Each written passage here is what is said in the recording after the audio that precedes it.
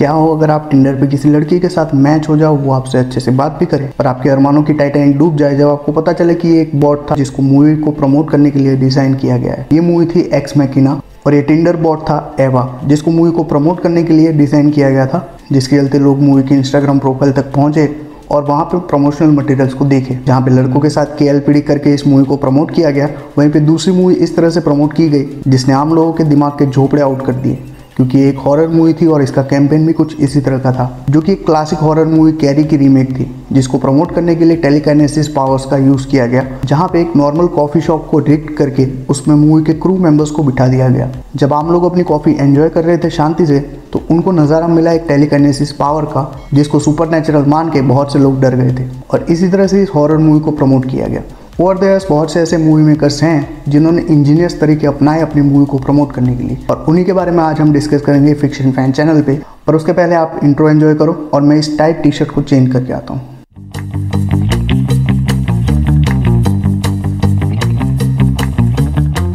सबसे पहले स्टार्ट करते हैं सुपर हीरो से। तो सुपर हीरो मूवीज़ को प्रमोट करना काफ़ी इजी टास्क माना जाता होगा, पर इसके अंदर भी इनोवेशन आता रहा है। जहां सबसे पहले 80s के टाइम पे आई बैटमैन की मूवी को प्रमोट करने के लिए वार्नर ब्रोस ने काफ़ी अलग रास्ता चुना, जहां पे बैटमैन का मिनिमलिस्टिक लोगो अलग अलग ब्रांड की चीज़ों के ऊपर लगाना शुरू किया, जहां पे बड़े बड़े बिलबोर्ड से लेके छोटे से छोटे सीरियल के पैकेट्स पर भी ये लोगो देखने को मिल जाता। और इस क्रेज को उस टाइम पे बैटमैनिया का नाम दिया गया, जिसके चलते कॉन्शियसली या सबकॉन्शियसली सभी लोगों के ध्यान में ये मूवी आ गई और ये मूवी काफ़ी हिट भी रही। और ये एक टेक्स्ट बुक टैक्टिक बन गया मूवीज़ को प्रमोट करने के लिए, जो आज भी हम बहुत सी चीज़ों में देखते हैं, जहाँ पे टूथब्रश और बाकी सारी चीज़ों के ऊपर भी इस तरह के लोगो आज भी मूवी को प्रमोट करने के लिए लगाए जाते हैं। दूसरी सुपर हीरो मूवी शायद बहुत कम लोगों ने देखी होगी, और ये मूवी है 2012 में आई द क्रॉनिकल। ये एक हैंड हेल्ड फुटेज टाइप की सुपर हीरो जॉनर से बिलोंग करती एक मूवी है, जो काफ़ी छोटे बजट में बनाई गई थी, पर इसको काफ़ी इंजीनियस वे में प्रमोट किया गया, जहाँ पे रिमोट कंट्रोल हेलीकॉप्टर्स का यूज़ करके एक ह्यूमन फॉर्म तैयार किया गया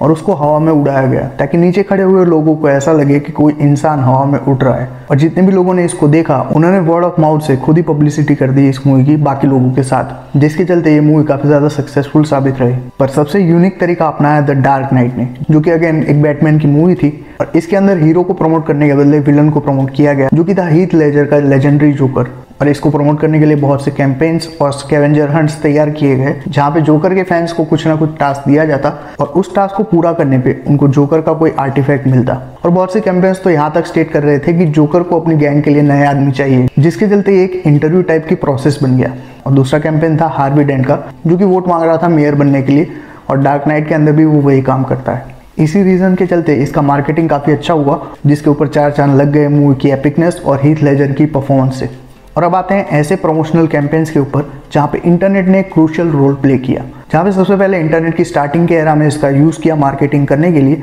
2 मूवीज़ ने, जिसमें पहली थी ब्लेयर विच प्रोजेक्ट, जो कि अगेन फाउंड फुटेज टाइप की हॉरर मूवी थी, और इसको प्रमोट करने के लिए काफ़ी यूनिक तरीका अपनाया गया, जो आज के टाइम पे शायद होता तो लोग केस कर देते। जहाँ पे मूवी की कहानी थी 3 इंडिविजुअल फिल्म मेकर्स की, जो कि जंगलों में जाते हैं एक विच की तलाश करने के लिए, और वहीं पे भटक के रह जाते हैं, और उनका ही फाउंड फुटेज यहाँ पे दिखाया जा रहा था। लोगों के बीच इसकी हाइप क्रिएट हो, इसके लिए फेक पुलिस रिपोर्ट्स और फेक मिसिंग रिपोर्ट्स तैयार किए गए और उसको इंटरनेट के ऊपर जारी कर दिया गया, जिसके चलते मेजोरिटी ऑफ लोग ये मान बैठे कि ये 3 लोग सही में गुम हो गए थे। और लोगों के माइंड में इसी तरह से बना रहे, इसके लिए मूवी के प्रमोशन में भी इन 3 एक्टर्स को नहीं ले जाया जाता था,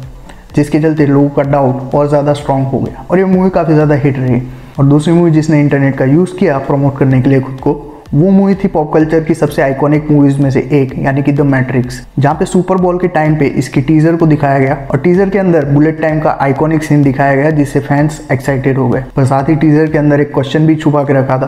कि व्हाट इज द मैट्रिक्स, और इसका आंसर उनको एक वेबसाइट के ऊपर बताया गया। जैसे ही सुपर बॉल खत्म हुआ, फैंस की बाढ़ आ गई इस वेबसाइट के ऊपर ये जानने के लिए कि मैट्रिक्स आखिर है क्या, और इसी वेबसाइट का यूज़ करके मैट्रिक्स की बाकी 2 मूवीज़ का प्रमोशनल मटेरियल्स भी इसी तरह जारी किया गया। पर ऑडियंस के बीच हाइप बनाने के लिए कई बार उनको झांसा ना देके उनको अंधेरे में रखना भी काफ़ी इफेक्टिव साबित रहा है। इसके 2 प्रॉपर एग्जाम्पल हमें देखने को मिलते हैं पैरानॉर्मल एक्टिविटी और क्लोवरफील्ड में, जहाँ पे पैरानॉर्मल एक्टिविटी 2007 में आई थी और ये फाउंड फुटेज टाइप की हॉरर मूवी थी, जिसका दौर खत्म हो गया था और लोग इस तरह की मूवीज़ में ज़्यादा इंटरेस्टेड नहीं थे। और इस इंटरेस्ट को जगाने के लिए मेकर्स ने एक टेस्ट स्क्रीनिंग रखी ऑडियंस की, और उन्हीं ऑडियंस के रिएक्शंस को रिकॉर्ड करके टीजर दिखाने के बदले सिर्फ वो रिएक्शन दिखाना स्टार्ट किया, जिससे लोगों के बीच में बातें होने लगी कि ऐसा क्या दिखा रहे हैं जिसके चलते ये लोग इतने डर रहे हैं, और हॉरर फैंस थिएटर्स में पहुंच गए। और उसी का रिजल्ट है कि पैरानॉर्मल एक्टिविटी एक सक्सेसफुल फ्रेंचाइजी में कन्वर्ट हो चुकी है। और दूसरी मूवी है क्लोवरफील्ड, जो कि जे एब्राम्स ने प्रोड्यूस की थी और मैट रिव्स जिन्होंने बैटमैन बनाई थी उन्होंने इसको डायरेक्ट किया था। इन्होंने भी मूवी के टीजर को काफ़ी स्टाइलाइज वे में शूट किया, जहाँ पे हैंड हेल्ड फुटेज के तौर पे इसको दिखाया गया कि शहर के अंदर लोग इधर से उधर दौड़ रहे हैं और बहुत सी चीज़ें हो रही हैं। और ऑडियंस मूवी के नाम को लेकर भी क्लूलेस थी, क्योंकि इस टीजर के अंदर मूवी के नाम को भी छुपा के रखा गया था। दिखाया था तो सिर्फ मूवी की रिलीज डेट, और उस दिन फैंस पहुंच गए थिएटर्स में ये देखने के लिए कि आखिर क्या चल रहा है। और आज के टाइम पे माहौल ऐसा है कि मार्केटिंग के लिए चाहे जो करना पड़े कर लो, और ऐसा ही कुछ हुआ बारबी के टाइम पे, जहाँ पे बारबी मूवी को प्रमोट करने के लिए बहुत से हथकंडे अपनाए गए, जिसमें से बहुत से सही साबित हुए, और इसका रिजल्ट था बारबी का बॉक्स ऑफिस पे सक्सेस होना, जिसके पीछे बहुत से फैक्टर्स काम कर रहे थे। चाहे वो लड़कियों का पिंक पहन के थिएटर्स में जाने के लिए एंकरेज करना हो, या फिर थिएटर्स के बाहर बारबी हाउस में फोटो खींचाना, या फिर सोशल मीडिया पे बार्बनहाइमर के ट्रेंड को फॉलो करना। और इन्हीं सब रीजंस के चलते ओपनहाइमर से भी आगे निकल गई बारबी, जिसने बॉक्स ऑफिस के ऊपर बिलियन से भी ज़्यादा का गल्ला खोला। पर कई बार सबसे आसान तरीका होता है सबसे सिंपल तरीका, और ऐसा ही कुछ किया स्माइल मूवी को प्रमोट करने के लिए, जो कि एक हॉरर मूवी थी। इसको प्रमोट करने के लिए सिर्फ बिलबोर्ड्स पे एक क्रीपी स्माइल करते हुए लोगों को दिखाया गया, जिसे देख के हॉरर के फैंस काफ़ी ज़्यादा इंट्रिग हो गए कि आखिर इस क्रीपी स्माइल के पीछे का रीज़न मूवी के अंदर क्या देखने को मिलेगा। इसी के चलते ये मूवी भी काफ़ी सक्सेसफुल रही। तो ये थे कुछ ऐसे मार्केटिंग कैंपेन्स जिन्होंने अच्छी मूवीज़ को बॉक्स ऑफिस के ऊपर और भी अच्छा बना दिया। और अगर आप इस लिस्ट में कोई मूवी ऐड करना चाहते हो तो feel free to comment. Video पसंद आया तो लाइक कर देना, चैनल पे नए हो तो सब्सक्राइब कर लेना। मैं मिलता हूँ इसी तरह के एक और वीडियो में, तब तक कीप बीइंग फिक्शन फैंस।